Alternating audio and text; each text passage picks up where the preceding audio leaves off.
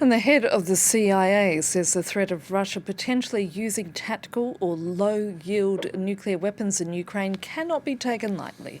However, CIA Director William Burns says his agency has not seen a lot of practical evidence to reinforce that threat. Russia has many tactical nuclear weapons which are less powerful than the bomb the US dropped on Hiroshima during World War II. Joining me now in the studios are international affairs commentator Douglas Herbert. Doug, the head of the CIA, voicing his concerns there, but at the same time, he doesn't seem too worried, does he? No, he as you said, the CIA has seen no practical evidence, empirical evidence, that the Kremlin is actually prepared to take a step towards nuclear weapons. The nuclear rhetoric has been just that for the Kremlin so far, nuclear rhetoric. It knows by invoking the word nuclear, it strikes fears into everyone in the West to the point that this is, the main reason why everyone in NATO is in a defensive crouch, basically pulling out all stops to do everything they can to not provoke Vladimir Putin, to show him in every way that they are not wanting to become so-called co-belligerents in this war. They do not want to be dragged into a war. They do not want the prospect of a World War III.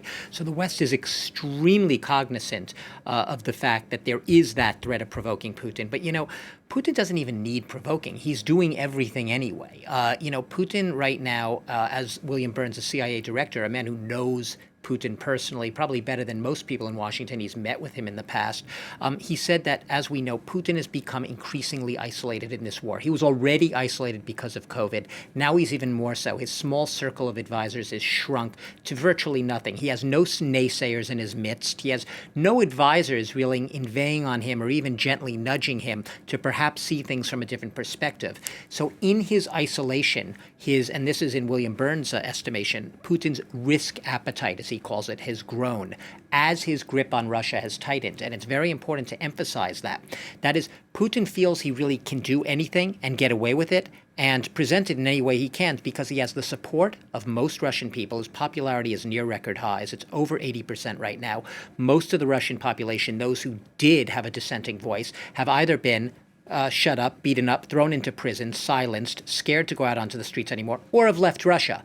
So Putin is really in a dominant position right now. And it is that sense of psychological dominance that perhaps William Burns is warning about because he feels he has impunity to do what he wants. He's not just out to create a legacy. He's not just out to make history, Annette. He wants to also prove a point. And that point is a historical point. The West is wrong. Russia is right. That's going to be my legacy, proving that, being vindicated. And given what you're saying about Putin's behaviour, is the sinking of this Russian flagship vessel, the Moskva, really is a stinging symbolic defeat for Moscow. So how are they going to respond, and is it going to impact the trajectory of the war? Well, once again, and I'm not sitting on the fence, it really depends who you listen to. Within Russia, this story on last night's news was the fifth headline. It wasn't even in the top headlines of the evening. Official story was there was a fire. It was put out.